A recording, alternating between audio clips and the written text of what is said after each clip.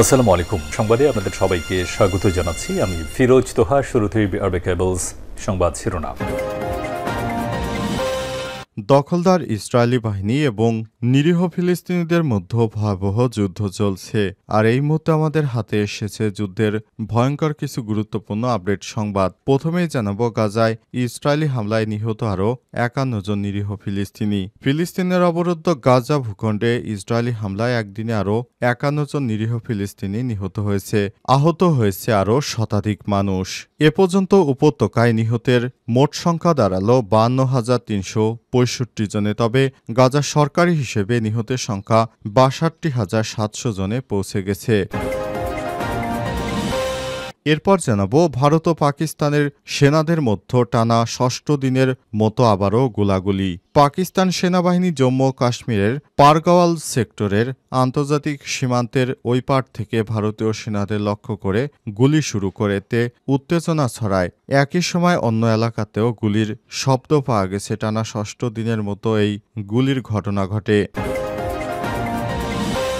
এদিকে পাকিস্তানে ধরা পড়ল ভারত প্রশিক্ষিত এক ভয়ানক সন্ত্রাসী মিলল ড্রোন এবং বিস্ফোরক। পাকিস্তান সেনাবাহিনীর প্রেস ব্রিফিংয়ের দাবি, পহেলগাঁও হামলার পর ভারতের অভিযানের জবাবে পাকিস্তান সেনাবাহিনী মঙ্গলবার এক গুরুত্বপূর্ণ প্রেস ব্রিফিং করেছেন। তারা ভারত সরকারের পৃষ্ঠপোষকতায় দেশের অভ্যন্তরে সন্ত্রাসের অকাট্য প্রমাণ হাতে পেয়েছে। আজ এক প্রতিবেদনে এই তথ্য জানিয়েছে দ্য এক্সপ্রেস ট্রিবিউন। এবারে জানাবো, বেলুচিস্তানে ট্রেন ছিনতাইয়ে ভারতের সংশ্লিষ্টতার বিশ্বাসযোগ্য প্রমাণ রয়েছে বলছে পাকিস্তান। জাতিসংঘে নিযুক্ত এক পাকিস্তানি কূটনৈতিক দাবি করেছেন, পাকিস্তানের বেলুচিস্তানে গত মাসে জাফর এক্সপ্রেস ট্রেন ছিনতাইয়ের ঘটনায় ভারতের সংশ্লিষ্টতার বিশ্বাসযোগ্য প্রমাণ ইসলামাবাদের হাতে রয়েছে। আজ এক প্রতিবেদনে খবর দিয়েছে দ্য এক্সপ্রেস ট্রিবিউন এবং বার্তা সংস্থা রয়টার্স। এবং সর্বশেষ জানাবো, বিএনপির স্থায়ী কমিটির বৈঠক, অনির্বাচিত সরকারের করিডোর দেওয়ার এখতিয়ার নেই। অন্তর্বর্তীকালীন সরকারের রাজনৈতিক দলগুলোর সঙ্গে আলোচনা ছাড়াই মিয়ানমারের মানবিক করিডোর দেওয়ার এখতিয়ার নেই বলে মনে করে বিএনপি। আজ গুলশানে বিএনপির রাজনৈতিক কার্যালয়ে এক বৈঠকের পরে সিদ্ধান্তের কথা জানিয়েছে বিএনপি। এজন্য অন্তর্বর্তীকালীন সরকারকে বিএনপির পক্ষ থেকে পরামর্শ দেওয়া হয়েছে। প্রিয় দর্শক, এতক্ষণ শুনছিলেন সংবাদ শিরোনাম, এবারে বিস্তারিত। তবে তার আগে বন্ধুরা, অনুরোধ থাকবে এই সংবাদটিতে একটি লাইক দিন। এই চ্যানেলে আপনি নতুন হয়ে থাকলে আমাদের সংবাদটি দেখতে দেখতে চ্যানেলটি সাবস্ক্রাইব করে রাখুন। কমেন্ট করে আপনার মূল্যবান মতামত জানিয়ে দিন। এবারে বিস্তারিত। গাজায় ইসরায়েলি হামলায় নিহত আরও ৫১ জন নিরীহ ফিলিস্তিনি। ফিলিস্তিনের অবরুদ্ধ গাজা ভূখণ্ডে দখলদার ইসরায়েলি হামলায় একদিনে আরও ৫১ জন নিরীহ ফিলিস্তিনি নিহত হয়েছে।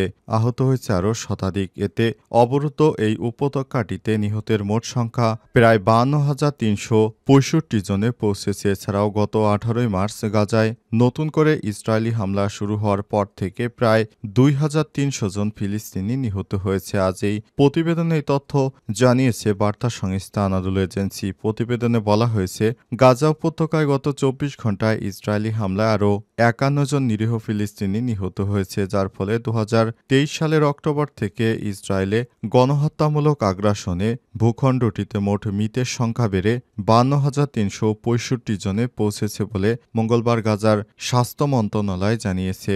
মন্ত্রণালয়ের এক বিবৃতিতে বলা হয়েছে, গত ২৪ ঘণ্টায় ইসরায়েলি আক্রমণে আহত হওয়া আরও ১১৩ জনকে গাজার বিভিন্ন হাসপাতালে নেওয়া হয়েছে। এর ফলে সংঘাতের শুরু থেকে আহতের সংখ্যা বেড়ে ১,১৭,৯০৫ জনে পৌঁছেছে। অনেক মানুষ এখনও ধ্বংসস্তূপের নিচে এবং রাস্তায় পড়ে থাকলেও উদ্ধারকারীরা তাদের কাছে পৌঁছাতে পারেনি। প্রায় ১৭ মাস ধরে গাজা ও ইসরায়েল যুদ্ধের কখন যে অবসান হবে পুরো বিশ্ব এখনও বলতে পারছে না। অনেকেই মধ্যস্থতাকারী হিসেবে যুদ্ধ বন্ধ করার চেষ্টা করলেও ব্যর্থ হয়েছে সবাই। এর মধ্যে উল্লেখযোগ্য অংশীদার হচ্ছে মিশর, কাতার, সৌদি আরব সহ আরব বিশ্বের বিভিন্ন দেশ ও যুক্তরাষ্ট্র। ভারত ও পাকিস্তানের সেনাদের মধ্যে টানা ষষ্ঠ দিনের মতো গোলাগুলি চলছে। পাকিস্তান সেনাবাহিনী জম্মু ও কাশ্মীরের পারগল সেক্টরে আন্তর্জাতিক সীমান্তের ওপার থেকে ভারতীয় সেনাদের লক্ষ্য করে গুলি শুরু করে। এতে উত্তেজনা ছড়ায়। একই সময় অন্য এলাকাতেও গুলির শব্দ পাওয়া গেছে। টানা ষষ্ঠ দিনের মতো এই গুলির ঘটনা ঘটেছে। গতরাত থেকে বুধবার ৩০ এপ্রিল নিয়ন্ত্রণ রেখার কাছে জম্মু ও কাশ্মীরের সীমান্তে এই গোলাগুলির ঘটনা ঘটে। খবর ভারতীয় সংবাদ মাধ্যম এনডিটিভির।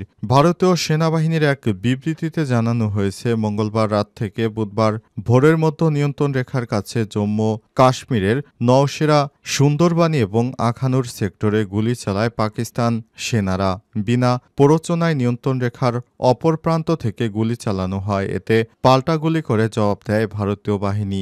এই সংঘাতে অযাচিত ছোট অস্ত্র ব্যবহারের অভিযোগ রয়েছে ভারতের বিরুদ্ধে। দেশটি বলছে, পাকিস্তান যুদ্ধবিরতি লঙ্ঘন অব্যাহত রেখেছে। আন্তর্জাতিক সীমান্তে গোলাগুলি ভারত ভালোভাবে নিচ্ছে না। প্রতিবারই ভারতীয় সেনারা উপযুক্ত জবাব দিয়েছে। এর আগে সোমবার ২৮ এপ্রিল রাতে দুই দেশের সেনাদের মধ্যে গোলাগুলি হয়। ওই দিনও পরিমিত ও কার্যকরভাবে জবাব দেওয়ার কথা জানায় ভারতীয় সেনাবাহিনী।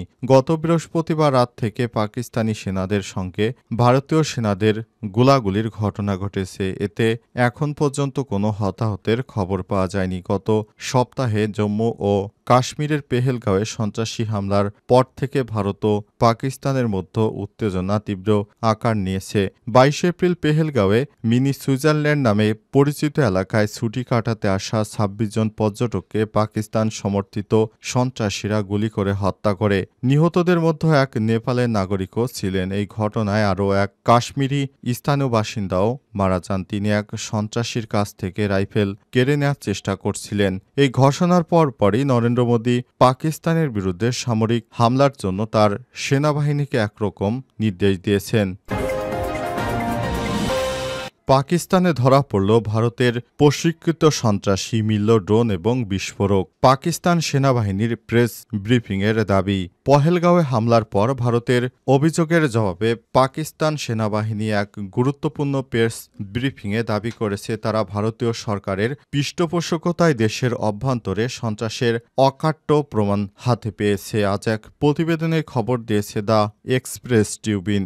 বেলুচিস্তান সহ পাকিস্তানের অভ্যন্তরে ভারত পরিচালিত সন্ত্রাসী তৎপরতার বিষয়টি তুলে ধরে জানানো হয়, সম্প্রতি এক ভারতের প্রশিক্ষিত পাকিস্তানি নাগরিককে আটক করা হয়েছে, যার কাছ থেকে একটি ভারতীয় ড্রোন ও ইম্প্রোভাইজড এক্সপ্লোসিভ ডিভাইস আইইডি উদ্ধার করা হয়েছে। অর্থাৎ এমন একটি ডিভাইস যে ডিভাইসের মাধ্যমে দূর থেকে কোনো গাড়ি বা পরিবহন বা জনসমাগমের মধ্যে বিস্ফোরণ ঘটানো যায়। এমন এক ভয়ানক অস্ত্রসহ ভারতের প্রশিক্ষিত এক সন্ত্রাসীকে গ্রেপ্তার করেছে পাকিস্তান সেনাবাহিনী। আন্তঃবাহিনী জনসংযোগ পরিদপ্তর আইএসপিআর এর মহাপরিচালক লেফটেন্যান্ট জেনারেল আহমেদ শরীফ চৌধুরী জানিয়েছেন, ২৫ এপ্রিল ঝিলাম বাস স্ট্যান্ডের কাছ থেকে আব্দুল মজিদ নামের এক ব্যক্তিকে আটক করা হয়, যিনি ভারতীয় গোয়েন্দাদের প্রশিক্ষণপ্রাপ্ত, যার কাছ থেকে একটি আইইডি, দুটি মোবাইল ফোন এবং ৭০,০০০ রুপি উদ্ধার করা হয়েছে। পরবর্তী অনুসন্ধানে তার বাড়ি থেকে আরও ১০ লক্ষ রুপি এবং একটি ভারতীয় ড্রোন জব্দ করা হয়েছে। বিএনপির স্থায়ী কমিটির বৈঠক, অনির্বাচিত সরকারের করিডোর দেওয়ার এখতিয়ার নেই বলছে বিএনপি। অন্তর্বর্তীকালীন সরকারের রাজনৈতিক দলগুলোর সঙ্গে আলোচনা ছাড়াই মিয়ানমারের রাখাইনে মানবিক করিডোর দেওয়ার সিদ্ধান্তে ক্ষুব্ধ প্রতিক্রিয়া ব্যক্ত করেছে বিএনপি। দেশের নিরাপত্তা এবং সার্বভৌমত্ব সংক্রান্ত বিষয়ে জনগণের ম্যান্ডেটবিহীন একটি অনির্বাচিত সরকারের এমন সিদ্ধান্তে নেওয়ার এখতিয়ার নেই বলে মনে করছে দলটি। তাদের সংখ্যা রাজনৈতিক দলগুলোর সঙ্গে আলোচনা এবং রাজনৈতিক মতানৈক্য ছাড়া এই ব্যাপারে চূড়ান্ত সিদ্ধান্ত নিলে সেটি ভবিষ্যৎ বাংলাদেশের জন্য বিপদ ডেকে আনতে পারে। তাই সরকারকে রাজনৈতিক দলের ঐক্যমতের ভিত্তিতে এমন স্পর্শকাতর বিষয়ে সিদ্ধান্ত নেওয়ার পরামর্শ দিয়েছে বিএনপি। আজ বিএনপির স্থায়ী কমিটির বৈঠকে এমন আলোচনা হয়েছে। বৈঠক সূত্র থেকে জানা গেছে, সব তথ্য রাজধানীর গুলশানে বিএনপির চেয়ারপারসনের রাজনৈতিক কার্যালয়ে অনুষ্ঠিত বৈঠকে লন্ডন থেকে ভার্চুয়ালি যুক্ত হয়ে সভাপতিত্ব করেন দলটির ভারপ্রাপ্ত চেয়ারম্যান তারেক রহমান। জানা গেছে, বৈঠকে বিএনপি সিদ্ধান্ত নিয়েছে জানিয়েছে একটি দায়িত্বশীল ও দেশপ্রেমিক রাজনৈতিক দল হিসেবে এই ইস্যুতে তাদের মিত্র দলগুলোর সঙ্গে আলোচনা করবে। এই ইস্যুতে ভারত ও চীনের মনোভাবও পর্যবেক্ষণ করবে। একই সঙ্গে রাখাইনে বাস্তব পরিস্থিতি এবং তা নিয়ে অন্তর্বর্তীকালীন সরকার কি করছে তার জন্য তথ্য উপাত্ত সংগ্রহ করবে। এরপর সংবাদ সম্মেলন করে যৌক্তিকতা নিয়ে জাতির সামনে পুরো বিষয়টি তুলে ধরবে। পাশাপাশি সেখানে জনগণের ম্যান্ডেটবিহীন একটি অনির্বাচিত সরকার যে এই ধরনের স্পর্শকাতর ইস্যুতে সিদ্ধান্ত নেয়ার ইখতিয়ার নেই সে বিষয়টি তুলে ধরবে। তারা জানতে চাইলে বিএনপির স্থায়ী কমিটির সদস্য ডক্টর খন্দকার মোশারেফ হোসেন বলেছেন, আমরা এখনো বিষয়টা রাখাইনের মানবিক করিডর দেয়া পুরোপুরি জানি না। পত্রপত্রিকায় দেখেছি সরকারের একতরফাভাবেই দেশের জনগণ তথা রাজনৈতিক দলগুলোর সঙ্গে কোনো আলাপ আলোচনা না করে এই ধরনের একটি গুরুত্বপূর্ণ সিদ্ধান্ত নিয়েছে। আমরা এটাও শুনেছি মানবিক কারণে তারা এই করিডোর দেবে, কিন্তু সেটা কিভাবে দেবে তা জানি না। আমরা এটাও শুনেছি যে কিছু শর্ত আছে, কিন্তু শর্তগুলো কি এগুলো আমরা জানি না। তাই মনে করি সরকারের এই বিষয়গুলোকে জাতিকে সুস্পষ্টভাবে জানানো উচিত।